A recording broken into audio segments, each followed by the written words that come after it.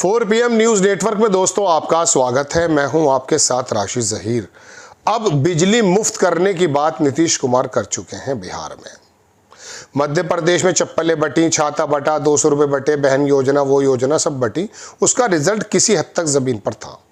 महाराष्ट्र के अंदर तो वैसे भी बड़ी भुखमरी है। आप कहेंगे कि महाराष्ट्र के बारे में मैं ऐसे कर रहा हूँ। जी, महाराष्ट्र के अंदर एक वर्ग पे पैसा है, आम जन पे नहीं है। वहाँ जब बहन योजना, लाडली योजना जो भी वो लगाई गई थी, जिसको बंद कर दिया गया या कम पैसे मिल रहे हैं, स्कूटनी चल रही है, वो बड़ा ज़बरदस्त काम करती हैं। महिलाओं को 2-2.5 हज़ार रुपये अगर आप दे दें तो ग्रामीण परिवेश की जो महिलाएं हैं वो तो 500 रुपये पे भी अपना गुजारा कर लेती हैं। लकड़ी ले आती हैं जंगल से, गांव से कुछ मिल जाता है राशन वगैरह, और 5 किलो की तो बात चली रही है, वो अपना गुजारा कर लेते हैं। और सच्चर कमेटी, ये तमाम कमेटी की रिपोर्ट तो आप जान ही चुके हैं कि मुसलमानों के बारे में उनका कहना क्या था।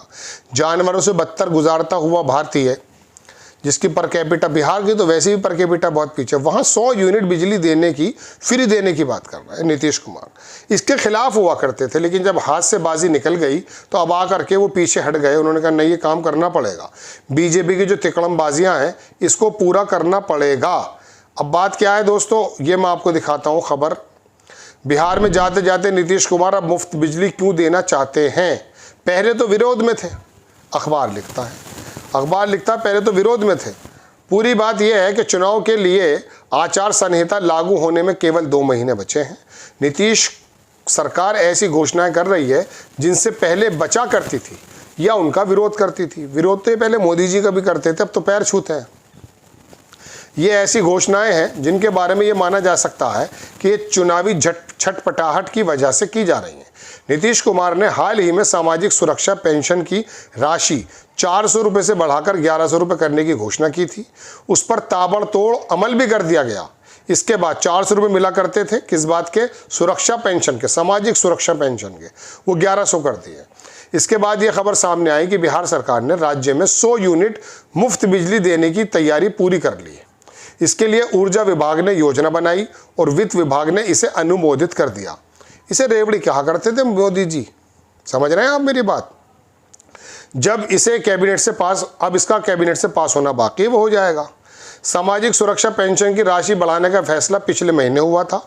इस योजना को कितनी जल्दी लागू किया गया है, इसका अंदाजा इसी बात से लग सकता है कि मुख्यमंत्री नीतीश कुमार ने शुक्रवार को सामाजिक सुरक्षा पेंशन योजना के 1,11,00,000 से अधिक लाभार्थियों के खाते में 1227 करोड़ रुपए ट्रांसफर भी कर दिए। एक मंत्री के पास बैठा था मैं, तो मुझसे बोले मालूम है 2022 का चुनाव कैसे जीते हम लोग। मैंने जी बताइए मंत्री जी कैसे जीते। वो झोपड़ी झुग्गियों के परिकोष्ठ के मंत्री थे। उन्होंने कहा हमें 700 करोड़ रुपया मिला था, एक ही रात में हमने 1,500 करोड़ या 500 करोड़, मैं भूल रहा हूँ एक्चुअली पूरी एग्जैक्ट फिगर, मतलब कई सौ करोड़ रुपया हमने झोंपड़ी झुग्गी वालों के अकाउंट में ट्रांसफ़र कर दिया। बहुत ज़बरदस्त तरीके का इलेक्शन जीता। मैंने कहा जी मंत्री जी बात यह है, वाकई पैसा का तो काम होता है, लेकिन ये पैसा जो आपने दिया है, इसके अलावा एक चीज़ मैं आपको और बताऊँ जिसकी नीति की वजह से 2022 का चुनाव जीते हैं आप। कह रहे जी बताइए। मैंने कहा आपको मालूम है हैदराबाद में भी मोदी जी ने उस समय वो किया था एक सम्मेलन। कौन सा सम्मेलन था वो, पिछड़ा मतलब मुस्लिम समाज का था, वो क्या कहते हैं उसे, वो अशराफिया, इस तरह का जो छोटा तबका है जिसे मुसलमान के 4 वर्ग हैं, मुग़ल, पठान, इस तरह के जो लोग हैं, ये 4 वर्ग अपर क्लास में आते हैं, इन्होंने दबा रखा है। तो उनको उभारने के लिए काम किया था। तो उस समय ये आकलन था बीजेपी का कि हमें 7% मुस्लिमों ने वोट दिया है। मैं आपको बताऊं, मुस्लिमों का वोट ज़्यादा पड़ा। इसका मैं यकीन नहीं किया करता था शुरुआत में, लेकिन बाद में आंकड़े देखने के बाद यकीन हुआ। मालूम है क्या हुआ है, हर थाने के अंदर एक महिला डेस्क बना दी गई है।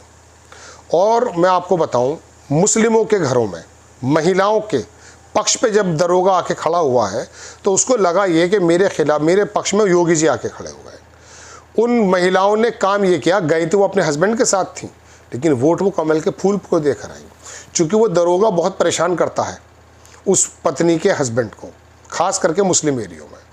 मैंने कहा आपको भी मालूम नहीं है, ये किसी का आंकड़ा है ही नहीं है, इसको तो पत्रकार जो ज़मीन पर घूमते उनको मालूम होता है।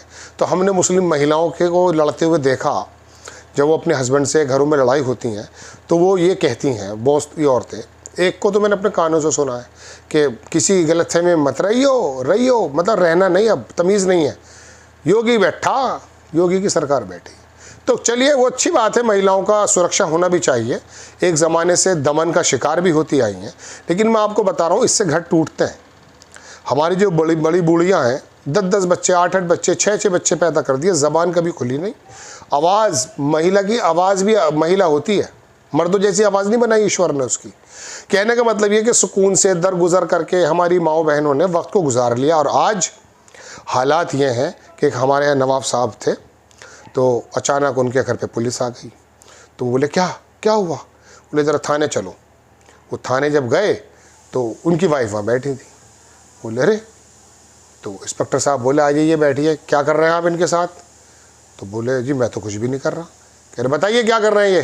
कह रहे कर रहे हैं, पूछिए इनसे, फ्रूट्स लाए हुए कितने दिन हो गए, सब्जियां पकवाते हैं, बताइए गोश्त लाए हुए कितने दिन हो गए इनको।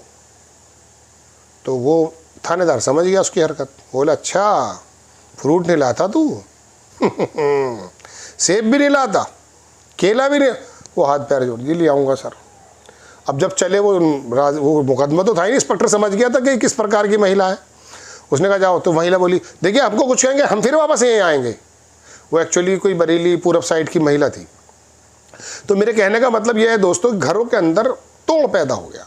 अब बताइए, जिस आदमी को महिला घसीट कर थाने ले जाए, जब वो वापस आएगा आप समझते हैं कि उसके दिल में प्यार होगा? ये प्यार तो पहले हुआ करता था। ये बातें समझ में पढ़े लिखे की नहीं आएगी, क्योंकि जी औरतों को दबाना चाहते हैं आप। अरे भैया, वो तो जाहिल आदमी है जो औरतों को, महिलाओं को दबाए। खैर, मैं अपनी बात पर आ जाता हूँ, बात कहीं से कहीं निकल जाती है। तो नीतीश कुमार जी ने ये शोषा छोड़ दिया है। अब 100 यूनिट का बिजली का मतलब क्या है, आप क्या समझते हैं? 5 किलो चावल पहले भूखा किया गया, फिर भूख से तड़पाया गया, फिर बच्चे बिलबिलाए, और ऐसे समय में जब राशन का कट्टा 5 किलो का आया तो वो तो वरदान है। भूल गया वो कि 1500 रुपये रोज़ कमाता था, 500 रुपये रोज़ कमाता था, घर के अंदर मुर्गे मुसल्लम खाता था, अच्छी चीज़ें लाता था। उसको तो कारोबार MSME के माध्यम से ख़त्म कर दिया गया, मजदूरी ख़त्म हो गई है, मनरेगा बढ़ती जा रही है, उसके दिन बढ़ाने की बात चल रही है। मनरेगा जो गाँवों में होती थी साल में 100 दिन का, वो कह रहे हैं कि शहर में भी लाया जाए। यही तो अभी वो हुई थी, अभी जो हड़ताल हुई थी। हड़ताल आपको पता नहीं होगी, क्योंकि गोदी मीडिया आपको बताता, हंगामा उतारता, मोबाइल पे छोटी छोटी क्लिप डालता, अंजना ओम कश्यप और सुधीर चौधरी गले फाड़ते, तब जाके पता चलता। वो 25 करोड़ कर्मचारी जो हड़ताल पर था, आपको नहीं मालूम। आपको तो ये जरूर पता चल जाएगा कि यार कांवड़ के ऊपर जो है ना किसी ने पथराव कर दिया है, ये वाली बात आपको पता चल जाएगी। तो नीतीश कुमार की 100 यूनिट की बिजली क्या रंग दिखाएगी? 8 रुपये, 7 रुपये यूनिट, या 6 रुपये यूनिट, या 9 रुपये यूनिट। आप समझते हैं कि कितनी बात होती? ये 800-900 रुपये बचना उसके लिए बड़ा ज़बरदस्त। केजरीवाल इसी व्यापक कूदा करता था, उससे ज़्यादा लेकर आए वो। अब वो भले मिल नहीं रहे, वो लोग याद कर रहे हैं, क्योंकि ये जो है ना, ये बंदर कौम के लोग होते हैं, ये जो उछल कूद करने वाले लोग हैं। मैं किसी का नाम तो ले नहीं रहा हूँ, होते यही हैं ये कितनी शानदार काम करके इनको दे दो, ये करते क्या है? शीला दीक्षित को हटाते हैं, चाहे कितनी भी तरक्की करें। ये गहलोत को हटाते हैं, ये भूपेश को हटाते हैं। इनको तो नया काम चाहिए, इन्हें भी तो रोमांच चाहिए ना।